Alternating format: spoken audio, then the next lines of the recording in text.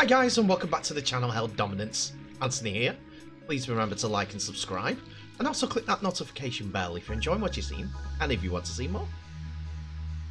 Coming up, new deal for man that were one time not wanted at Rhinos. Loan move completed for Arters, and West declare interest in utility man. So it's still silly season in the NRL as we begin our stories today, with Nick Cotric coming to the fore in these stories, as it comes out that the West Tigers are interested in the signing of the ex-New South Wales and Australian flyer Cotric. Fox Sports has learned West Tigers coach Michael Maguire and director of football Tim Sheens met with Canterbury-Bankstown outside back over the weekend and remain in negotiations to orchestrate an immediate release. Initially, the Raiders were the early favourites for Cotric to return to the nation's capital, but the Tigers' interest is now gaining some serious momentum. Tigers director of football Tim Sheens confirmed the club are in negotiations with Cotric's agent Sam Ayoub. It's certainly nowhere near done, but we met with the lad and Madge liked what he could add to the roster, Sheens said. We're not the only club at the table, so we'll just have to let it take its course and see how it plays out. Tigers recruitment boss Warren McDonald has spoken to the Bulldogs general manager Phil Gould about the prospect of Cotric switching to Concord. Cotric is 23 years old and only joined Canterbury-Bankstown in November of 2020 and has 2 years remaining on a deal believed to be worth around $650,000 a season. But the Bulldogs are looking to reshape their club's roster for 2023 and beyond. The ex-New South Wales and Australian winger has been given permission to negotiate with rival clubs. The Canberra Raiders are still in the equation, but the Tigers have armed with a $1 million war chest and with 3 spots available in the club's top 30 for 2022. There is a view they could blow the Raiders out of the water.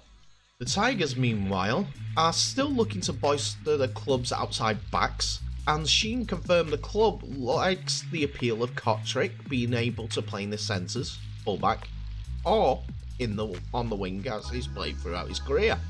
We've obviously got Dane Laurie coming back from injury, and that's a good thing with Nick. He grew up playing fullback, has also played on the wing, and can play in the centres, the Tigers director of football said.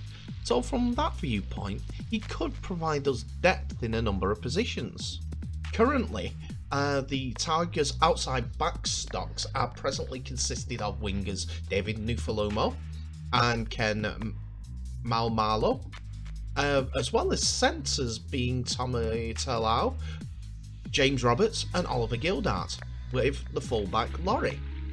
Both have been highly regarded guns. Talau and Adam Duihi even are expected to miss the beginning of the 2022 season after sustaining ACL injuries at the end of last season.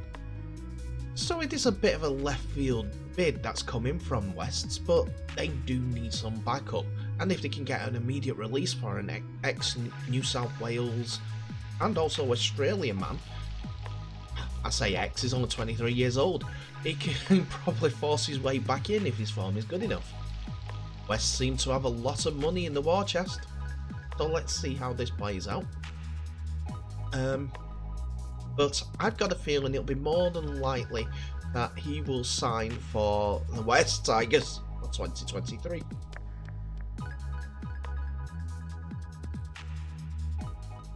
So, Auckland-born utility back, Brisbane Broncos utility back Jesse Arters is joining the New Zealand Vodaphone Warriors on a 1-year deal for the 2022 NRL season. He's only 23 years old and has made 29 first grade appearances in the past 3 seasons. He's due to start training with his new club in the last week, following a mutual agreement shaped between the Warriors and the Broncos. On the statement on the New Zealand Warriors website, it was said, "We really appreciate the cooperation from the Broncos and the support of Jesse's family in making this move possible," said the Vodaphone Warriors General Manager for Football, Craig Hodges. "It has been a great experience of how football clubs can work together for the benefit for those all involved. Jesse is a terrific young player and a wonderful young man, able to slot in at centre, wing and fullback. He'll add a lot to our squad, boosting our depth in the outside backs and adding a real competition for spots." So who is Jesse Arthur? Well, he joined Glenora Bears as juniors, and then went on to play for the Runaway Bay Seagulls when he moved to the Gold Coast with his family in 2009. He went on to have stints at Melbourne Storm and the South Sydney Systems before making his NRL debut with the Gold Coast Titans in 2018. Following 12 appearances in his rookie season, he signed a 2-year contract with Brisbane, and going on to play 17 times and scoring 6 tries for the Broncos in the past 2 years. In his 2 under-20 seasons with the Storm in 2016 and 2017, Arthur's played 44 games, scoring 408 points from 22 tries and 160 goals. As I said, he's only 23 years old and has a lot of clubs already on his CV, where he's been bouncing around from all different systems, but now he's getting games in the NRL. So, here's the thing. Arthur's is only on loan to the Warriors for the 1 year, as he's still contracted with the Broncos for 2023. So it's possibly a good deal for Arthur's to either find form so that he can take it back to his club and compete for places there, or put himself in the shop window for a move elsewhere. There are a lot of changes going on at Brisbane, and with this loan move coming along, you would think that Arthur's is more than likely going to leave the Broncos at the end of 2022 as part of a deal to take another player to the Broncos, for instance. I'm only speculating on this point, but that's probably what it looks like here. Can the New Zealand Warriors get a tune out of the Auckland lad? Let's see. He's still young, he's still got a lot of rugby league in him, plus he's got Sean Johnson there, and Chanel Tavita Harris that he can link up with. He's another New Zealander, so he'll definitely be at home. And get some form to either go back to his parent club as a revitalised back, stay in New Zealand because they want him, or find another NRL club so he's already lengthening TV.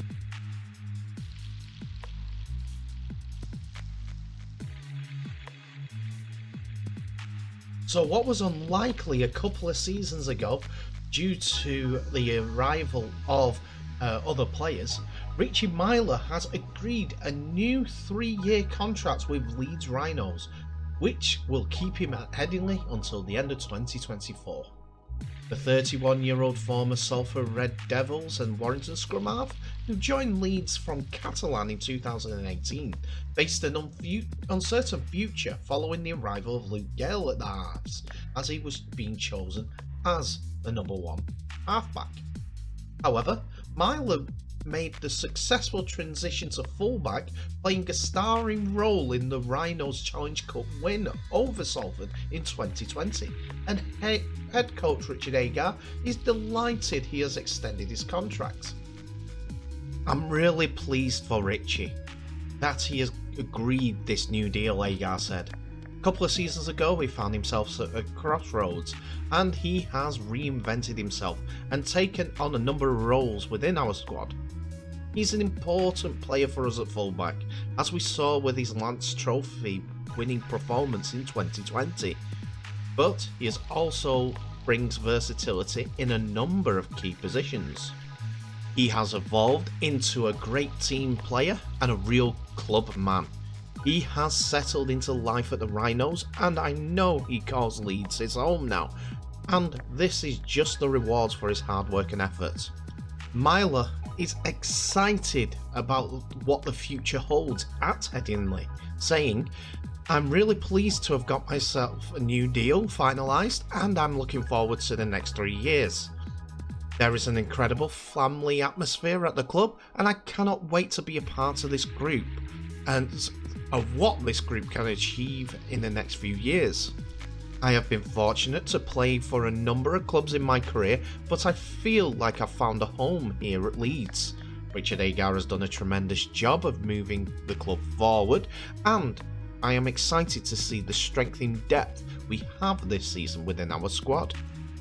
Myler started his rugby league career in 2007 with the Widnes Vikings, where he played 2 games before moving to the Salford Red Devils in 2008, and played 53 games for them over 2 seasons, scoring 38 tries. He then moved on to Warrington and played there for 5 years, playing 145 games with 81 tries and 3 goals as well as 1 drop goal. He then moved on to the Catalan Dragons between 2016 and 2017, where he scored 26 tries in 50 appearances and kicking 2 goals, as well as these Leeds Rhinos' current run of 76 games with 25 tries, 5 goals and 2 drop goals. In total, as of June 8th, 2021, he played 326 games, scoring 170 tries. He's also played for England during his time, where he boasts a stellar record of playing 7 full international games and scoring 8 tries, as well as kicking 9 goals. 7, 8, 9, yeah, I know. Which is a stat that is quite unique in rugby league, and probably one of the many players, well, few players should I say, that has that plus record when it comes to tries and games played. He's also played for the England Knights in 2007 for the 1 game, scoring 1 try. So he's one of these success stories after almost being on the fire pit, to be fair, as he lost his spot to Luke Gale's arrival at the club, and was basically going to be leaving, as it seemed like there was no future for Richie Myler at Leeds. But he was able to reinvent himself to be the fullback of all things. He was always known as a support runner as a rugby league player, rather than an out-and-out ball-playing scrum half. So, kind of made sense. Just a defensive side that was always lacking, and he's done very, very well while he's been playing there. This year, he will be up against Jack Walker for that fullback berth at Leeds. Jack is an exciting youngster who's very quick, brave, but has come back from a couple of serious injuries recently. So it's going to be a hard job for both to get that number 1 berth and keep it for themselves.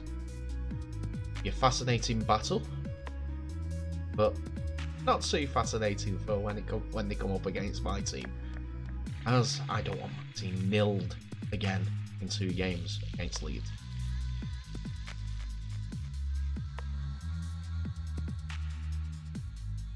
And that's it for another episode, ladies and gentlemen. Thank you so much for watching. Please remember to like, subscribe and share this video worldwide. Click that notification bell for any new videos coming your way. Also, please comment in the comments below about any rugby league story that you've seen today. Do you think that's a good deal for Artis to go back to New Zealand on loan to New Zealand Warriors? And does his future still lie with the Broncos? Is it clever business by Leeds Rhinos for having Myler sign on for another 3 years? not getting any younger, but a 3-year deal would set Myler up for life rather than find some wiggle room for Leeds. And Nick Cotric, a very wanted man. West Tigers have a massive war chest. Is he going to be the one that makes a difference, being the attacking force over at Wests? You think he'll move elsewhere? You think the Dolphins might be interested? But if they don't strike up a deal soon, he may just go to the West Tigers at the beginning of this season. It's all fascinating, it's all silly season, and there's still deals going on that we don't know about. More now than the NRL rather than Super League, because I'm sure that there's a few clubs that have said, yep, that's us done. That's us done. But tell me, in the comments below, anything that you think of the rugby league front. I love all feedback. In the meantime, thank you so much for watching. Remember to share along with your friends, tag them all in these videos when you share it. But in the meantime, all the best, stay safe, and I'll see you in the next video. For now.